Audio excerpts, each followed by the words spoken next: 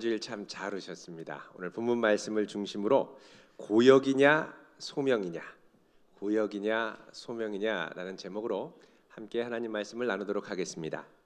1961년 12월에 이스라엘의 이 재판정에는 작은 키에 주름진 얼굴을 한 평범한 50대 백인 남자로 보이는 한 사나이가 앉아 있었습니다.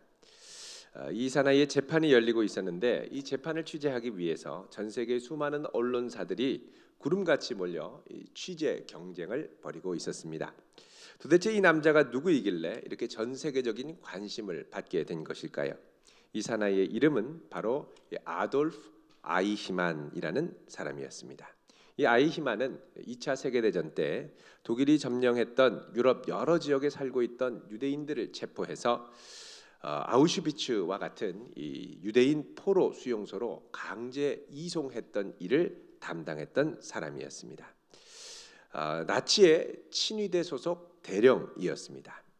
그런데 1945년 독일이 전쟁에서 패망을 하니까 아이히만은 이러다가 죽을 것 같아서 아르헨티나로 혼자 몰래 숨어 도망갔습니다. 그리고 그곳에서 이름을 리카르도 클레멘트로 바꾸어서 신분 세탁을 하며 살고 있었습니다. 그렇게 15년을 숨어 살았는데 이스라엘의 정보기관인 모사드가 아주 집요한 추격 끝에 이 남자의 행방을 알아나게 되었고 그를 체포해서 강제로 이집트의 이스라엘 전범재판소로 회부한 것입니다. 전쟁이 끝난 지 15년이 지났지만 아이히만의 이 잔인한 만행은 강제 수용소에서 살아남았던 약 100여 명이 넘는 유대인들의 증언으로 만천하에 아주 생생하게 드러나게 되었습니다. 포로를 잔인하게 학살한 죄를 비롯해서 그가 기소된 죄만 해도 무려 15가지가 넘었습니다. 수많은 증인들의 증언이 끝나자 재판장은 아이히만에게 마지막 변론할 기회를 주었습니다. 법정에서 변론 기회를 얻은 아이히만은 이렇게 말했습니다. 저는 명령에 따랐을 뿐입니다. 저는 무죄입니다. 이렇게 말하자 재판장에서 거친 항의의 소리와 탄식 소리가 흘러나왔습니다. 저자는 인간이 아니다. 어떻게 인간의 탈을 쓰고 저런 말을 할 수 있느냐? 이렇게 이야기들을 했습니다.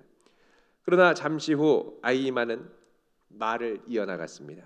나는 유대인에 대한 증오나 연민과 같이 사사로운 감정이나 판단으로 행동한 것이 아닙니다. 오직 국가의 명령에 따랐을 뿐입니다. 당시의 보편적인 기준에 충실하게 행동했습니다.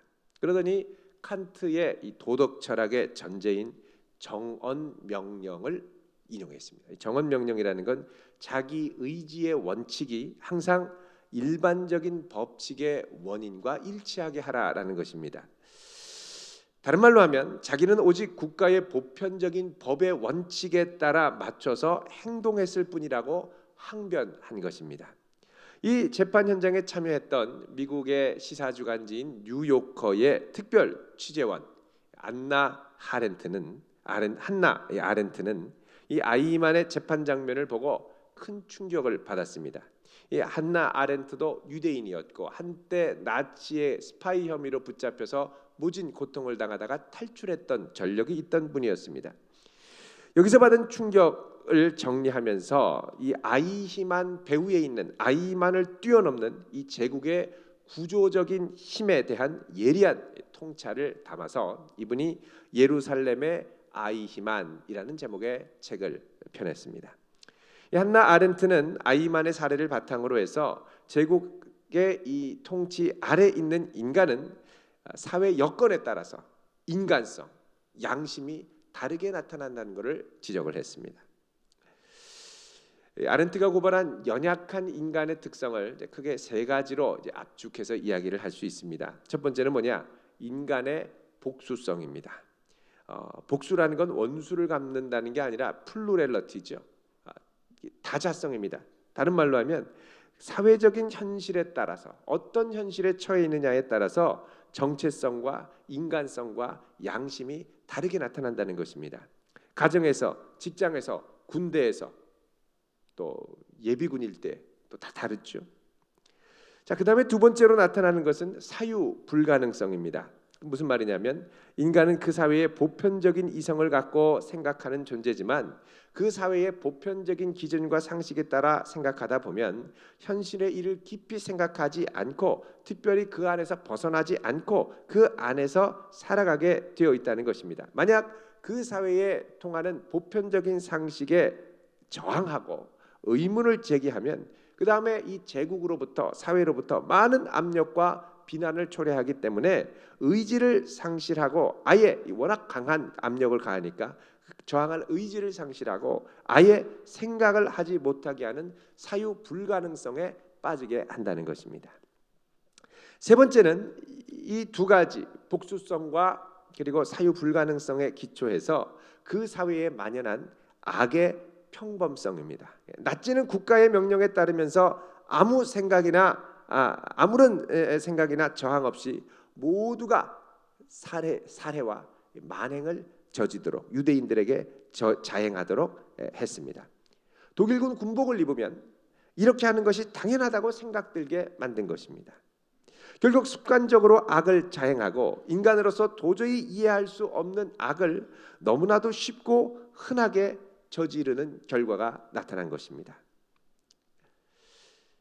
그래서 이런 악한 사회 구조 속에 악은 평범한 일상으로 전락하게 되는 것입니다.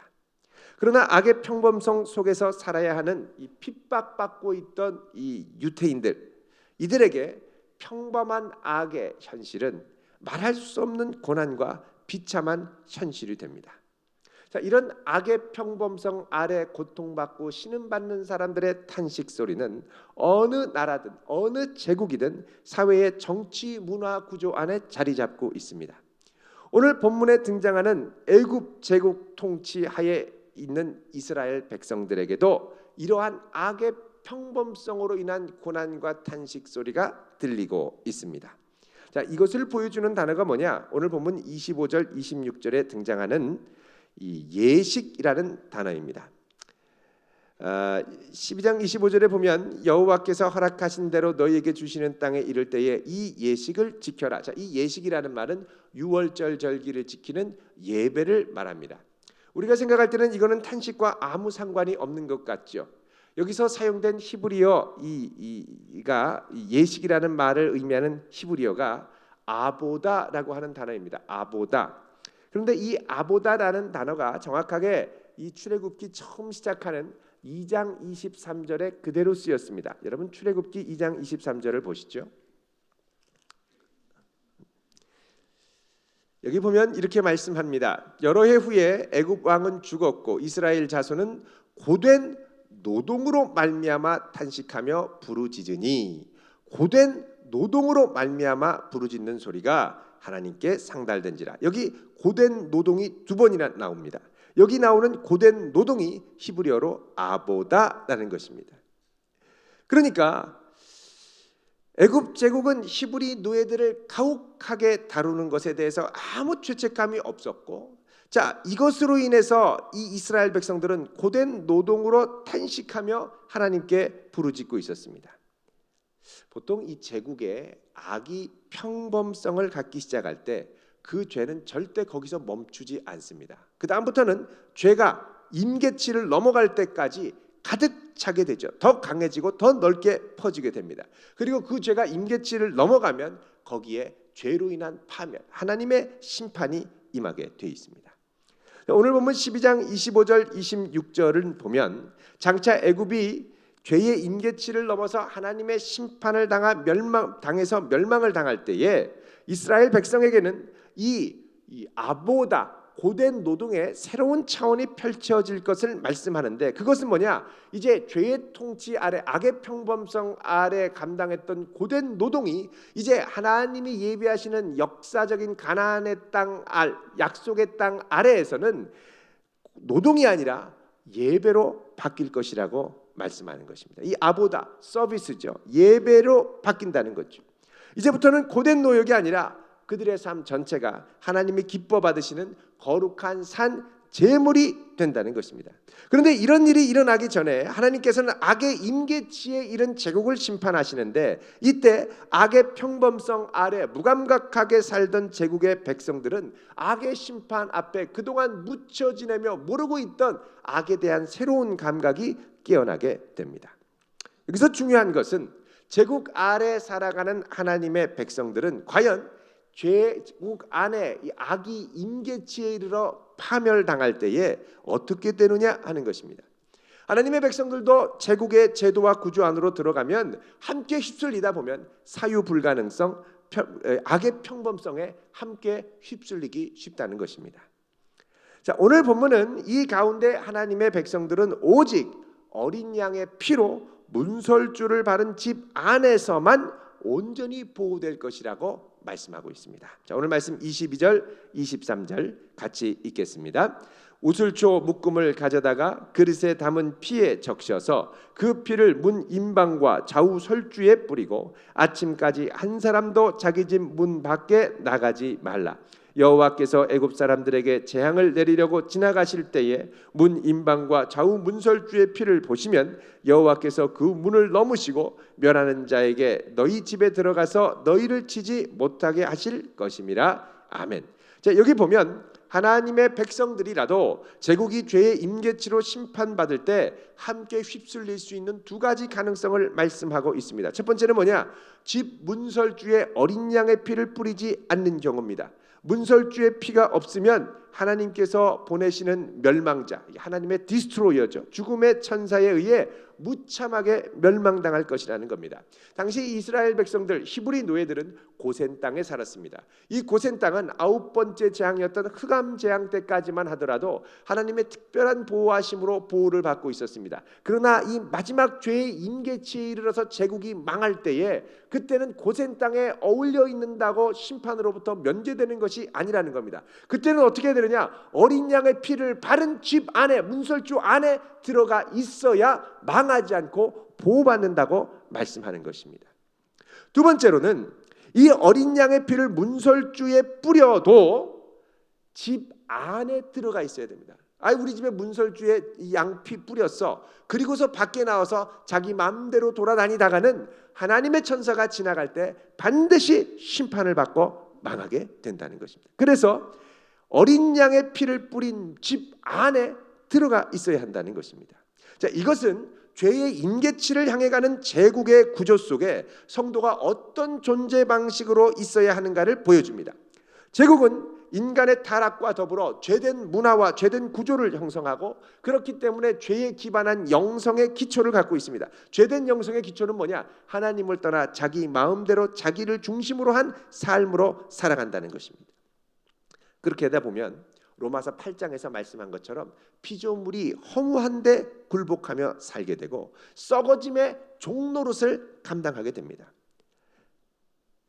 자, 이런 기초 위에 살다 보면 우리의 삶은 결국 죽음에 이르게 하는 죄를 기초로 우리 노동의 기초를 삼게 됩니다. 무슨 말이냐? 이 죄된 풍조 속에 살다 보면 우리가 이 땅을 살아가는 이유, 또 열심히 일하고 노동하는 이유, 동기가 뭐가 되냐? 다른 사람보다 앞서 나가고 싶은 시기심이 되고요. 또 자기 자신을 입증해 보이려고 하는 교만, 두고 봐라 내가 떵떵거리면서 멋진 모습을 보여줄 거야. 명예, 또 쾌락을 얻으려고 하는 탐욕, 탐심, 더 많은 돈, 더 많은 소유를 위한 끝없는 욕심을 추구하다 보면 결국 제국은 점점 죄의 버블을 형성하게 되고, 그 버블은 제국 내에서 더 이상 수용될 수 없을 정도로 팽창하다가 마침내는 터지게 된다는 것입니다. 또 자기 스스로 중요한 존재가 되고 싶어하는 교만한 갈망을 기초로 그 사회에서 정신없이 노동과 일을 해 나가다 보면 거기에는 경쟁과 분열과 갈등을 일으킬 수밖에 없습니다. 이거는 한 개인도 그렇고 한 나라도 그렇습니다. 요즘 미국을 중심으로 하는 자국중심주의의 많은 파장들, 부작용들이 지금 전 세계를 긴장하게 만들고 있지 않습니까? 우리는 이미 2008년도에 월가의 탐욕으로 빚어진 미국발 금융위기를 경험했습니다. 사실 우리가 잘못한 거 없습니다. 월가의 탐욕이 월가의 세력들과 서로 결탁하면서 거대한 사리사욕을 추구하다가 결국 전 세계에 경제 충격을 준 것입니다. 자, 이런 제국의 탐욕에 사로잡히면 처음에는 자기 스스로 조절할 수 있을 거라는 생각이 들지만 어느 정도 한계를 넘어가다 보면 그 다음에는 스스로의 힘으로 통제되지도 않고 돌아가고 싶은 마음도 스스로가 가질 수 없게 된다는 것입니다. 최근에 미래학자 이 최윤식 박사가 펴낸 제4의 물결이 온다라는 책이 있습니다. 이분이 이제 여러 가지 자료와 데이터를 기반으로 이제 미래를 계속 이제 1년, 2년에 한 번씩 예측하는 이 예측서를 내는데요. 여기에 보면 부동산 거품, 또 부채 거품, 자산 버블이 막 부글부글 끓어올라서 우리나라에도 경제 위기 가능성이 90% 이상 올라가기 시작하는데 이게 앞으로 1년, 2년 안에 온다는 것입니다. 또 중국도 저렇게 잘 나가는 것 같지만 이미 끼어있는 수많은 경제 버블로 인해서 2, 3년 안에 큰 위기가 찾아온다는 것입니다. 자, 처음에는 통제 가능하다고 생각했던 상황들이 점점 통제되지 않는 걷잡을 수 없는 제국의 위기로 퍼져나간다는 것입니다. 출애굽기 4장부터 14장에 보면 재미있는 표현이 나옵니다. 그건 뭐냐면 하나님의 재앙이 임할 때 바로가 어떻게 반응했느냐. 처음에는 자기의 마음을 강팍하게 하여 하나님의 말씀에 순종하지 않았습니다. 바로가 그 마음을 강팍하게 했다는 표현이 이 4장부터 14장에 보면 전부 20회가 등장합니다. 그런데 전반부 10회는 그 주체가 누구냐? 주어가 누구냐? 바로입니다. 바로가 자기 스스로 자기 마음을 강팍하게 해서 하나님 말씀을 듣지 않습니다. 그런데 후반부 10번의 10회, 후반부의 10회의 표현을 보면 그 다음부터는 바로가 주어가 아니라 하나님이 주어가 됩니다. 하나님이 바로의 마음을 강팍하게 하셨다라고 그럽니다. 자, 하나님께서 바로의 마음을 강팍하게 했다라는 표현은 뭐냐? 그것은 바로 스스로의 힘으로 돌이키고 싶어도 돌이키려고 하는 은혜를 하나님이 거두어 가셨다는 겁니다. 자, 우리 인간관계도 그렇죠. 한 친구와 한 친구가 갈등을 일으켰는데 잘못했습니다. 뭐 서로 잘못을 한 것 같아요. 근데 한 친구가 와서 미안해, 용서해줘, 우리 사이좋게 지내자. 근데 이 친구가 거절합니다. 또 찾아옵니다. 또 거절합니다. 10번을 찾아와도 거절합니다. 이 친구가 지쳐서 그래, 그럼 관두자. 그리고 돌아섭니다. 돌아서니까 이 친구의 마음이 내가 너무했나. 그래도 가서 찾아가서 좀 사과를 해야지라고 생각해서 돌이켜가지고 사과를 하려고 가려고 하는데 이제 이 친구는 더 이상 만나지 않고 멀리 떠나버린 거예요. 그러니까 그 다음부터 내가 사과를 하고 싶어도 할 기회조차 없는 거죠. 이게 뭐냐? 바로 하나님께서 바로를 강팍하게 하심이라는 겁니다. 여러분, 우리의 신앙생활 때도 그렇습니다. 처음에는 내가 그냥 막 방황하다가 내 마음대로 세상의 즐거움을 따라 살고 싶고 몇 번 텀벙텀벙거리고 왔다 갔다 하다가 보면 뭐 나중에 기회 되면 내가 믿으면 되지, 나중에 기회 되면 내가 잘하면 되지, 이런 생각이 듭니다. 근데 나중에 기회 되면 잘하면 되지라고 생각하지만 나중에 되면 나 스스로 돌이킬 힘 자체가 없어요. 못 따라옵니다. 돌이켜지지가 않아요. 내 마음을 나도 모르겠어요. 나도 왜 이렇게 되는지 모르겠어요. 뺏기는 거죠. 하나님이 은혜를 거둬 가시면 내 힘으로 할 것 같아도 돌아갈 수가 없다는 것입니다. 가끔씩 이런 분들이 있습니다. 내가 세상을 좀 재미를 좀 더 보고 시컷 좀 놀고 나 하고 싶은 거 다 하고 그 다음에 나중에 주님한테 돌아갈게. 걱정하지 마. 여러분, 그때 되면 내 마음이 돌아갈 것 같은데 돌이킬 기회와 힘조차도 빼앗겨서 내 스스로 컨트롤이 안 되는 경우가 너무나 많습니다. 흔히 이제 독에 오른다 그러죠. 돈독에 오르고 세상의 정욕의 독에 오르고, 독에 오르면 그 다음에 내 스스로 이렇게 정상적으로 돌아가고 싶어도 돌아가지 못한다는 거예요. 따라서 성도는 이 죄의 임계점을 채워가는 제국의 풍조 안에서 끊임없이 그의 마음을 유순하게 하여 어린 양의 피를 뿌리며 그 집 안에 머물러 있어야 한다는 겁니다. 요한복음 10장 7절을 보면 예수님이 뭐라 그러냐? 내가 문이니 누구든지 나로 말미암아 들어가면 구원을 받고 또는 들어가며 나오며 꼴을 얻으리라 라고 말씀합니다. 자, 제국 속에서 성도는 어린 양의 피로 죄사함을 받고 정결하게 된 하나님의 백성으로 늘 머물러 살아야 할 것을 믿으시길 바랍니다. 어린 양의 피로 정결하게 되어야 제국이 합리화시키는 복수성, 사유 불가능성, 죄의 평범성을 성령의 예리한 양심으로 저항할 수 있습니다. 안 그러면요, 내가 그런 거 아니야, 회사에서 그러라고 그랬어, 조직이 이러니 어떡해, 일정이 이러니 어떡해, 어쩔 수 없어, 계속 변명으로 일관할 수밖에 없는 거예요. 자기도 그렇게 생각하지만 그 배후에 거대한 제국 구조에서 말하는 끌고 가는 죄의 평범성이 전제되어 있다는 것입니다. 악의 평범성. 그래서 우리는 양의 문 안에서, 주님의 임재 안에서만 제국의 풍조에 휘둘리지 않고 저항할 수 있는 힘을 얻게 되는 것입니다. 요한복음 16장 33절에 예수님이 이렇게 말씀하시죠. 세상에서는 너희가 환난을 당하나 담대하라, 내가 세상을 이기었노라. 자, 우리가 제국 안에서 일하는 건 단순히 나의 성공과 출세와 생계만을 위해서 일하는 것이 아닙니다. 우리가 제국 안에서 하나님이 일을 맡기시고 일을 주신 이유는 이곳에서 하나님의 나라가 시작되었고 어린 양의 피로 뿌린 아름다운 주님의 나라와 집이 시작이 되었고 그 나라의 가치가 얼마나 아름답고 소중한 것인지 죄에 저항하지 못하고 악의 평범함 속에 물들어가는 이 세상 사람들에게 알려주기 위하여, 그의 아름다운 기이한 빛의 덕을 알려주기 위해서 우리를 불러주셨다는 겁니다. 그래서 제국의 논리에 함몰되어 어린 양의 피로 양의 문으로 들어오지 못하는 분들을 초대해서 들어오도록 해야 합니다. 제국에서 살지만 분명 이 제국이 요구하는 삶의 방식과 다른 삶의 방식이 있음을 알려주어야 합니다. 그리고 우리에게 주신 이 일들을 통해 하나하나 하나님의 뜻이 이렇게 이루어져 갈 수 있음을 보여주어야 합니다. 이럴 때 우리의 일은 고역이 아니라 소명이 되는 줄 믿으시길 바랍니다. 고역의 현장에서 어린 양의 피를 뿌려 그 고역을 소명으로 바꿔야 하는 것입니다. 이 소명 없이 제국의 논리에 휘둘리며 살아갈 때 우리의 소명은 변질되어 노역이 되는 것입니다. 여러분, 에스더를 보면요, 에스더가 페르시아의 여왕으로 삽니다. 그런데 페르시아의 여왕으로 살면서 떵떵거리고 편안하게 살 수도 있지만 에스더는 자기에게 주신 이 여왕의 위치와 여왕의 힘과 권세를 자기만을 위하여, 제국에서의 안정만을 위하여 사용하지 않습니다.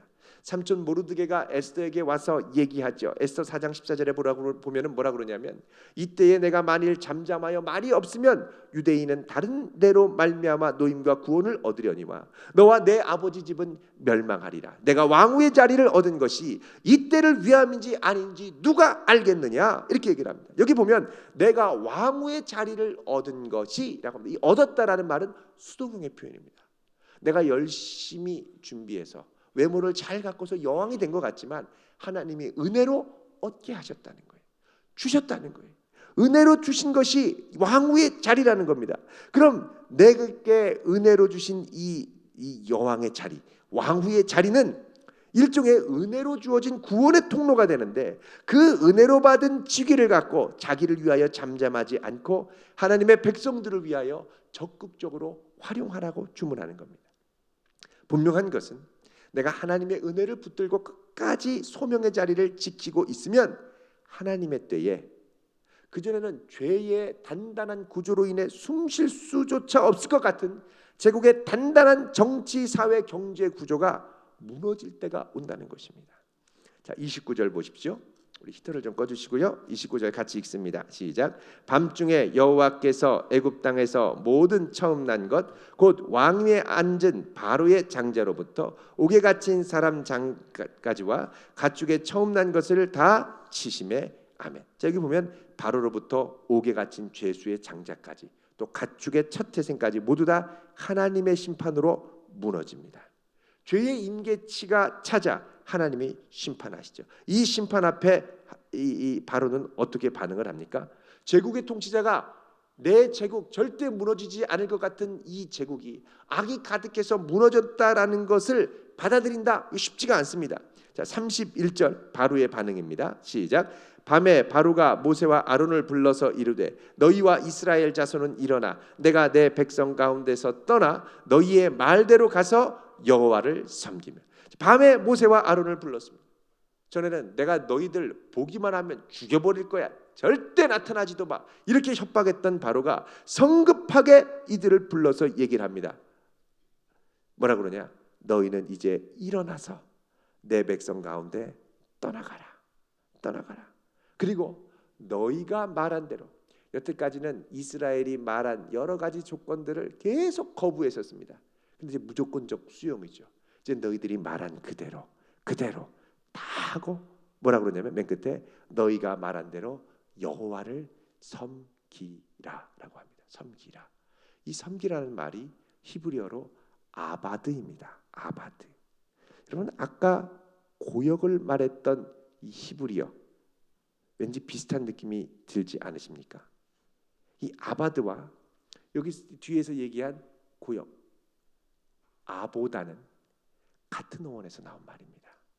다른 말로 하면 이제 너희들이 하나님을 예배하는 제국의 구조가 무너지는 이 현장 앞에서 너희들의 고역과 노동이 이제는 섬김과 예배로 바뀔 수 있다는 걸 인정하며 마음껏 예배드리라고 인정하는 것입니다.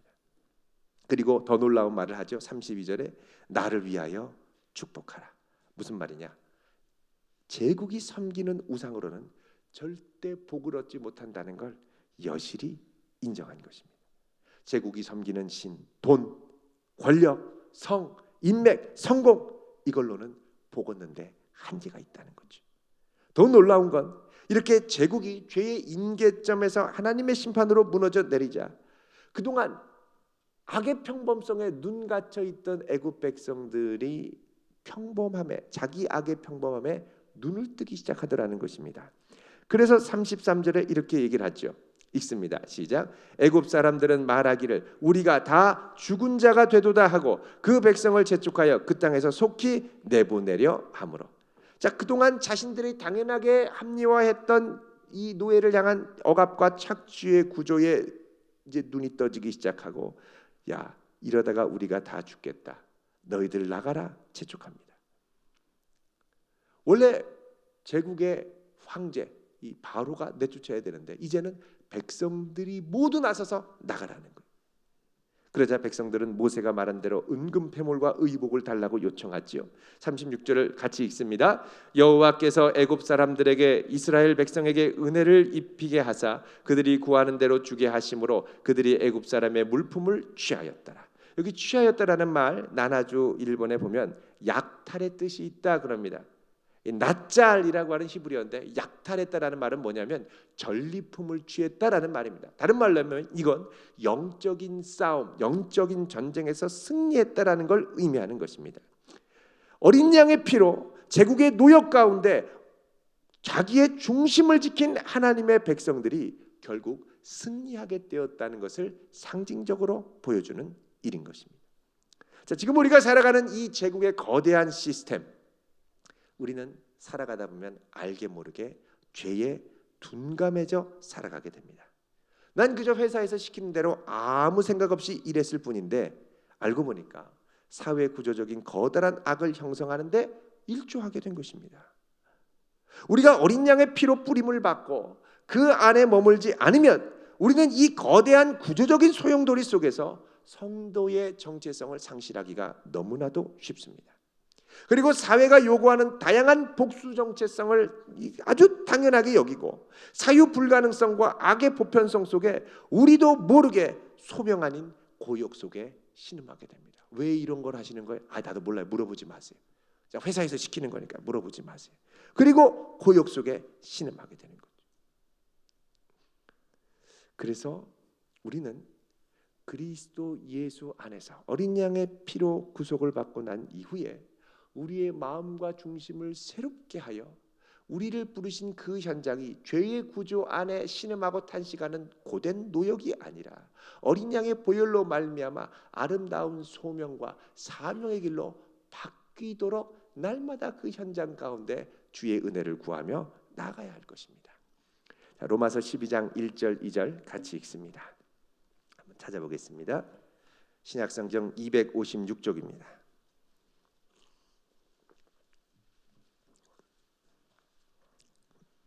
같이 읽습니다. 시작. 그러므로 형제들아 내가 하나님의 모든 자비하심으로 너희를 권하노니 너희 몸을 하나님이 기뻐하시는 거룩한 산 제물로 드리라.